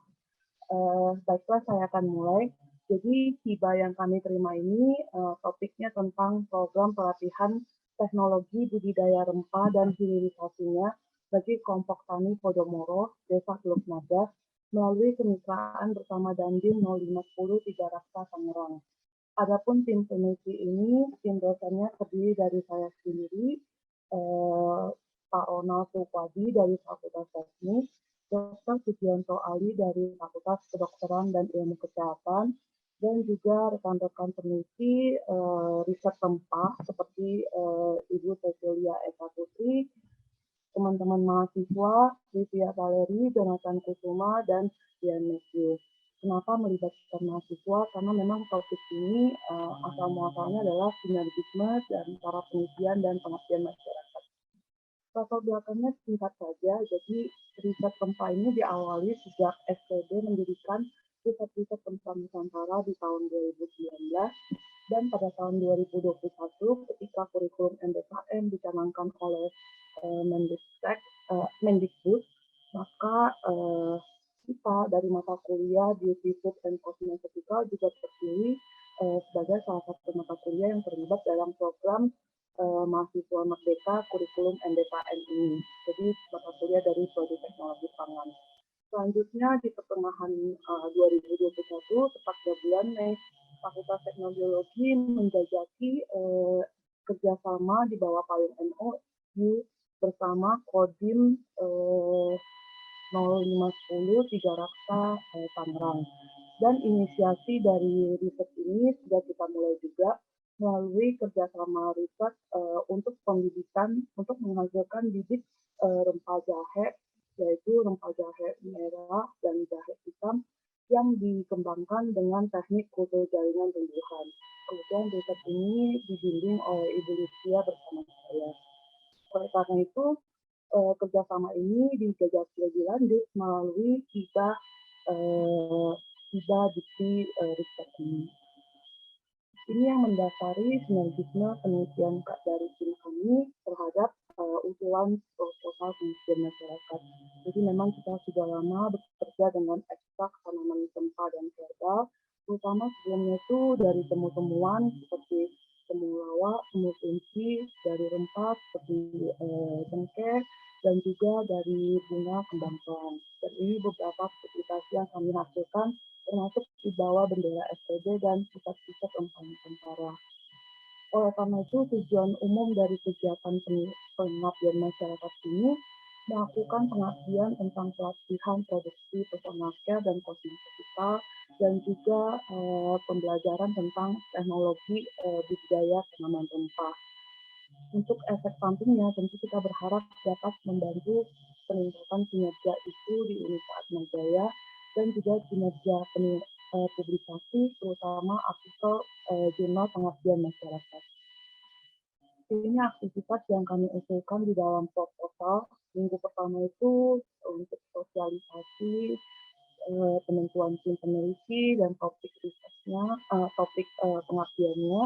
Minggu kedua sosialisasi program bersama mitra yaitu pihak Dandim dan juga simulasi programnya di dalam laboratorium. Minggu ketiga pelaksanaan program pelatihan budidaya rempah dan teknologi ilustrasinya.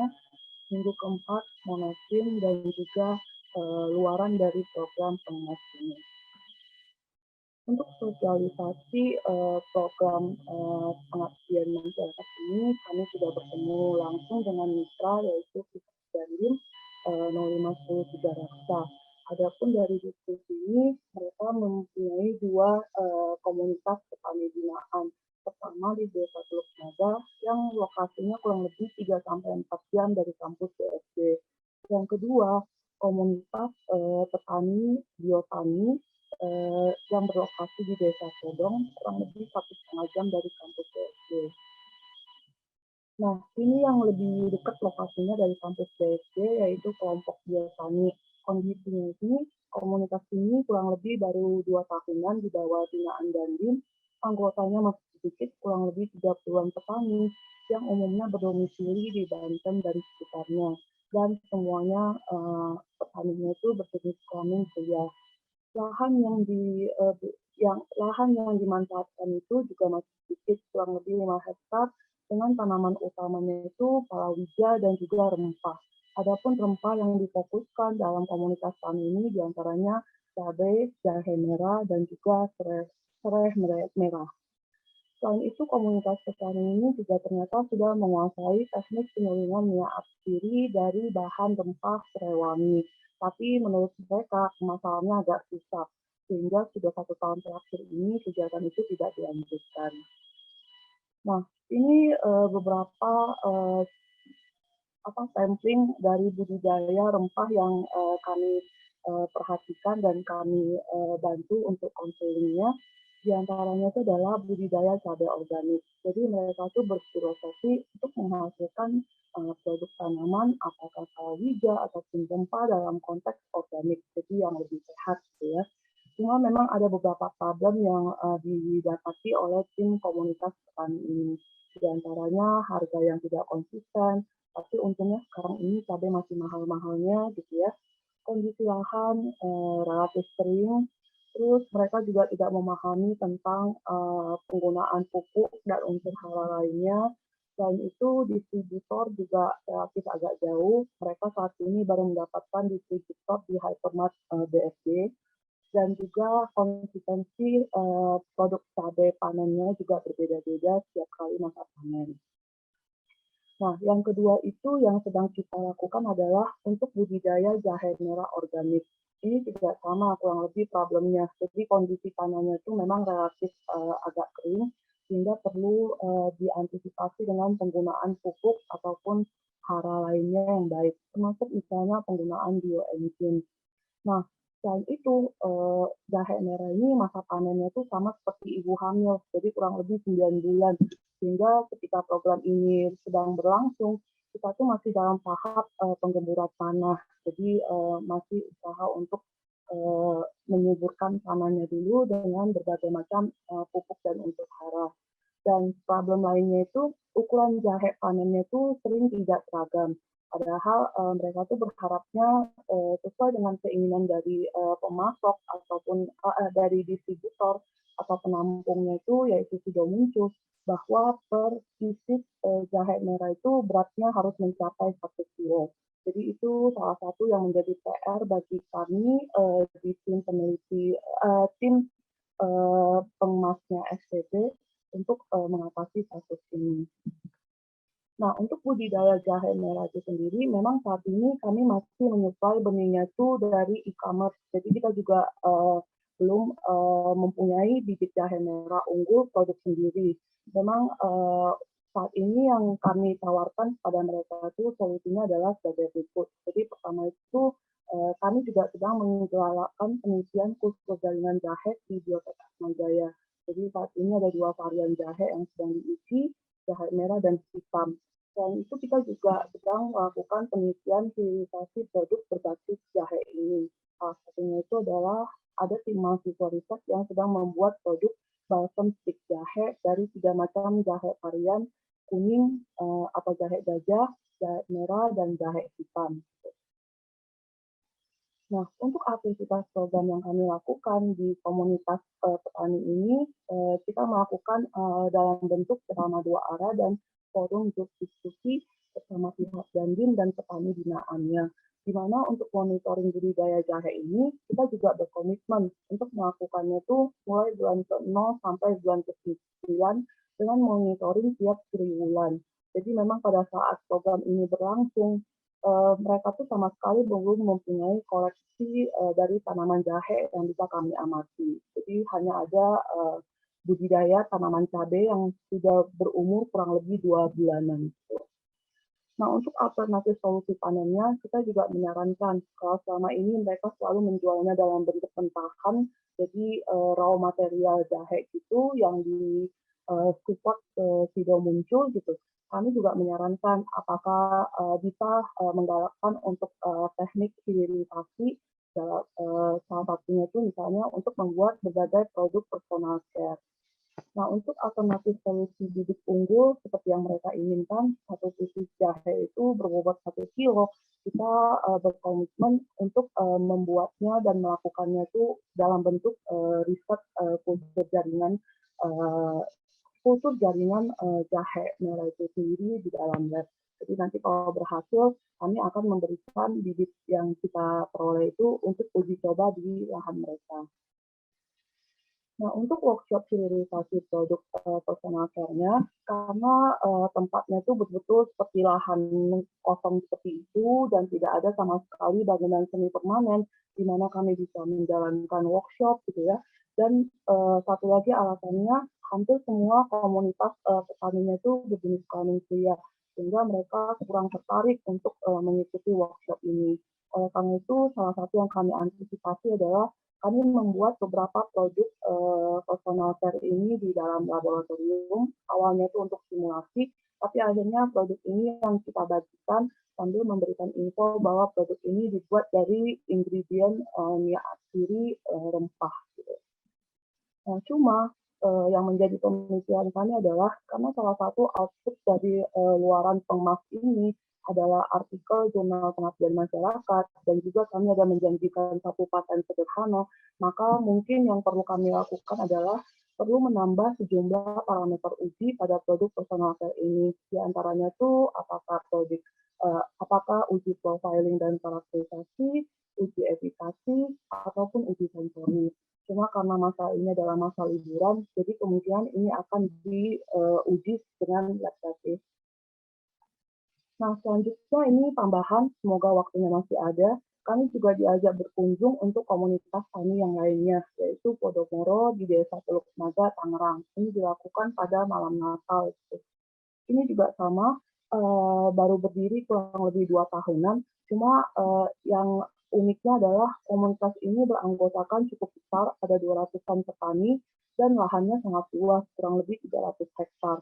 Cuma memang mayoritas tanaman yang masih dibudidayakan itu adalah tanaman palawija dan juga padi. Dan selain itu, karena lahannya sangat luas, mereka juga punya ternak lele, koi, dan juga sapi. Jadi ini agak tidak sesuai dengan perspektif kami gitu ya, untuk menggalakkan ataupun mengajarkan tentang budidaya rempah. Karena kondisi tanahnya agak berbeda dengan kondisi tanah di komunitas tani sebelumnya. Ini beberapa aktivitas yang kita amati selama pertemuan di komunitas tani Podomoro itu tentang penanaman padi organik, di mana mereka sudah menggunakan bibit unggul Ciherang gitu ya.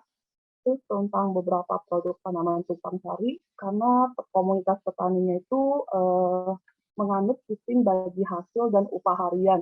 Jadi untuk beberapa produk yang masa panennya lama, lebih dari 3 bulanan, mereka juga banyak menanam produk-produk tumpang sari seperti ini untuk menambah penghasilan. Selain itu mereka juga punya hidroponik, fasilitas hidroponik sayur organik. Cuma problemnya itu adalah distributor tunggalnya itu adanya di Hypermart BSD dan perjalanan kurang lebih 4 jam. Sehingga sayurannya itu ternyata banyak yang menjadi cepat layu, busuk, dan juga ada beberapa produk sayuran yang tumbuhnya itu sudah terlalu besar ya, sehingga rasanya tidak enak, pahit, dan juga keras. Sehingga informasinya pada bulan Desember ini hidroponiknya masih di-off-kan untuk sementara waktu gitu. Nah ini tambahan lainnya, mereka juga membudidayakan ikan lele, ada juga sapi gitu ya. Dan ini beberapa yang kami rangkum dalam bentuk ceramah 2 arah, narasumbernya dari FPB dan juga dari pihak Dandim bersama komunitas petani. Jadi kondisi lahan di Teluk Naga ini ternyata kandungan airnya banyak dan sering kena banjir. Karena itu mereka request apakah bisa disediakan untuk mesin pompa air gitu ya. Terus mereka juga berharap apakah ada bibit unggul yang bisa mereka gunakan di lahan pertanian ini. Karena lahannya sangat luas sekali. Sementara seperti untuk padi aja, mereka sudah menanamnya hingga 70 hektar. Gitu. Nah ini beberapa yang mereka tanyakan dalam forum diskusi untuk padi organik, memungkinkan nggak panennya lebih banyak, bisa 5 kali. Bagaimana dengan lele, untuk menghasilkan lele ukuran besar, pakannya kira-kira apa. Nah ini yang terutama untuk sayuran hidroponik, kami juga memberikan solusi. Mungkin sayuran hidroponiknya bukan lagi dijual dalam bentuk kemasan segar, tapi mereka misalnya bisa membuatnya dalam produk salad box gitu ya, atau misalnya menanam produk sayuran hidroponik yang lagi tren saat ini. Jadi daripada menanam selada biasa, lebih baik menanam misalnya apakah selada nitrogen, ataukah jenis tomat cherry, dan sebagainya gitu. Jadi memilah sayur-sayur organik yang lebih tren lah dan lebih enak dari konsumsi. Gitu. Ini ada beberapa video yang kami hasilkan dari testimoni mitra dan juga petani binaan. Untuk evaluasinya, memang ini agak di luar dugaan karena terus terang saya juga tidak menduga komunitasnya itu hampir semuanya berjenis kelamin pria dan mereka kurang tertarik untuk mengerjakan proyek-proyek seperti membuat sabun, sampo, dan sebagainya gitu ya. Jadi ini agak di luar perkiraan kami. Nah, untuk pendidikan mayoritas SMP dan mayoritas juga termasuk pekerja yang terkena pandemi COVID-19. Jadi tinggal menganggur dan akhirnya mereka bertani gitu. Dan untuk manfaatnya bagi mereka bahwa ini program pengabdian pertama ya yang mereka terima. Jadi kunjungan pertama dari Unika Atmajaya. Jadi ini juga serba pertama bagi kami. Saya pribadi, ini juga merupakan proyek pengabdian masyarakat pertama kami di tim riset gitu ya. Selama ini kami lebih banyak berkutat dalam penelitian gitu. Nah, bagi komunitas petaninya juga sama. Ini pertama kalinya mereka menerima kunjungan Jadi sepertinya untuk yang tahap awal ini kami masih dalam fase saling berkenalan dulu gitu ya. Jadi beda dengan teman-teman sebelumnya, Dr. Tati Darus, Dr. Rodi, dan juga Ibu Ria, yang sudah langsung punya target dan punya binaan sesuai dengan topik pengabdiannya gitu. Jadi makanya mungkin hasilnya agak berbeda. Ya, Nah, Bu Yanti, mohon maaf, waktunya sudah habis, mungkin bisa ini langsung tinggal terakhir. Ya. Nah, ini untuk evaluasi part 2-nya kami juga mengumpulkan sejumlah saran yang mereka inginkan gitu ya. Jadi ekspektasi mereka tuh sepertinya kurang lebih sama ya. Apakah dengan datangnya universitas maka mereka bisa mendapatkan bibit, mendapatkan dana dan sebagainya. Jadi mungkin saat ini kami masih dalam koleksi atau mengumpulkan apa saja yang mereka inginkan atau masukan yang mereka berikan. Tapi apapun itu, untuk kesimpulan dari program ini, tim kami merasa bahwa komunitas petani ini termasuk besar. Dan kalau seandainya program ini bisa berkelanjutan, maka kita bisa jadikan ini sama seperti Desa Cibogo di Sampora sana gitu ya. Khususnya untuk yang lebih ke arah pertaniannya ataupun peternakannya. Nah, untuk luarannya itu sedang on progress, tapi yang kami janjikan di proposal ini sebagai berikut. Jadi ada video PKM, laporan akhir, draft artikel jurnal, targetnya nanti di jurnal perkotaan, dan draft artikel populer. Kalau nggak di The Conversation, kami akan mencobanya di Kompasiana. Sekian dari saya. Terima kasih untuk waktunya, Bu Dian. Baik, terima kasih Bu Yanti atas pemaparannya, sangat banyak sekali kegiatannya. Mungkin saya bagi peserta yang ingin bertanya dipersilahkan untuk raise hand ataupun juga menyampaikan di kolom chat. Ya, saat ini belum ada pertanyaan, mungkin bisa saya mulai dari saya dulu, Bu Yanti. Tadi kan memang yang menjadi masalah itu yang untuk rempah atau jahe kan ukurannya tidak seragam ya, Bu. Nah, hal yang sama juga yang saya alami ketika tanam sendiri dengan yang beli di pasar itu jauh berbeda gitu. Kira-kira apakah ada unsur hara tertentu atau kebutuhan khusus yang perlu dipenuhi gitu Bu agar dapat menghasilkan produk yang baik gitu, yang besar? Oke, langsung dijawab ya Bu ya. Ya. Kalau dibandingkan dengan industri ya, budidaya industri, kita juga kebetulan pernah bekerja sama dengan PT Indofood dan melakukan riset rempah cabai dari koleksinya mereka gitu ya. Kalau saya lihat trennya itu mereka sudah menggunakan bibit unggul, jadi trennya sudah jelas gitu ya. Jadi hasilnya juga sudah pasti gitu.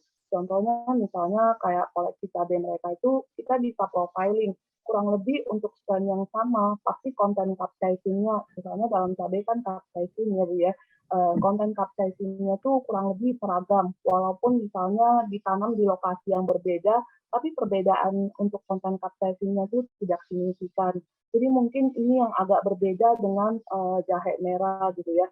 Kebetulan untuk yang rempah jahe merah ini, memang sejauh ini kami belum punya pasokan ataupun tempat budidaya yang konsisten Bu.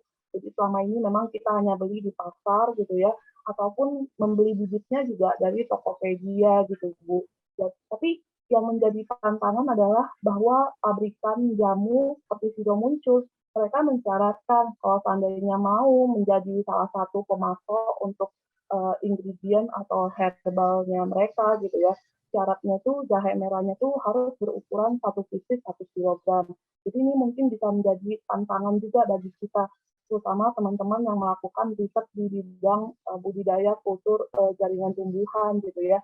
Bagaimana kita bisa menghilangkan atau mendapatkan bibit dengan keunggulan seperti itu. Memang harus diperhatikan apakah dari pupuknya, tapi kalau misalnya dari skala lab, kita bisa mainkan apakah dari hormon tumbuhnya ataupun dari nutrisinya gitu.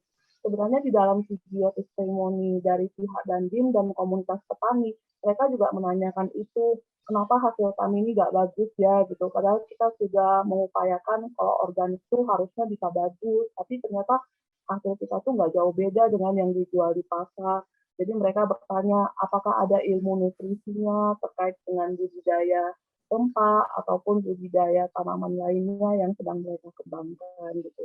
Jadi mungkin kalau seandainya misalnya kita bisa kembangkan bersama, ini bisa digarap rame-rame gitu ya Bu ya. Jadi ada yang mau melihat dari komposisi nutrisinya, atau ada yang mau melihat dari hilirisasinya dan sebagainya. Demikian Bu Dian. Ya, baik Bu Yanti. Ya, berarti saat ini akan coba difokuskan dari pencarian bibit unggulnya gitu ya Bu. Sepertinya tidak ada yang bertanya Bu Yanti untuk sesi kali ini. Berarti sudah saya dapat akhiri. Terima kasih Bu Yanti atas pemaparannya. Selanjutnya mungkin saya kembalikan kepada Ibu Tatianas. Terima kasih Ibu Diana Lestari yang telah memandu seminar hasil pengabdian pada masyarakat ini dengan lancar ya. Sebelumnya kami mengingatkan kembali untuk para hadirin untuk dapat mengisi link kehadiran di chatting. Kemudian kalau kita melihat tadi pemaparan para narasumber sangat luar biasa ya, pengabdian masyarakat yang telah disajikan oleh para narasumber yaitu dosen Fakultas Teknobiologi dan mahasiswa Fakultas Teknobiologi itu sangat menginspirasi sekali. Karena dengan waktu yang singkat mereka dapat memberikan yang terbaik dan sangat bermanfaat untuk masyarakat tentunya.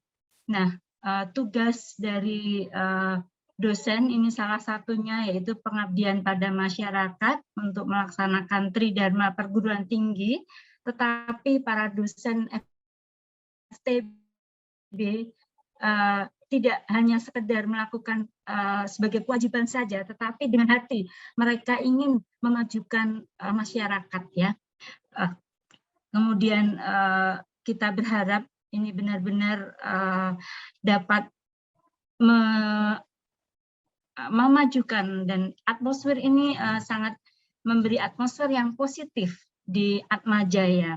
Semoga ke depan kegiatan ini dapat diteruskan dan dapat ditingkatkan, yaitu hasil penelitian dapat diaplikasikan untuk pengajaran dan pengabdian pada masyarakat, dan menghasilkan luaran-luaran yang dapat mendukung kemajuan Unika Atmajaya yang kita cintai dan Indonesia tentunya. Akhir kata, saya mengucapkan terima kasih atas kehadiran Ibu Bapak sekalian, pada para narasumber, panitia, semoga FTB terus maju dan berkembang dengan dukungan kita semua. Salam sehat dan salam sejahtera. Untuk menutup acara, baiklah kita menutup doa yang akan dipimpin oleh Bapak Daru Seto Bagus Anugrah. Silakan Bapak Daru. Baik, terima kasih Bu Tati. Ya, sangat luar biasa ya para hadirin sekalian, kita bisa melihat. Pidato Bu Tati yang lebih bagus.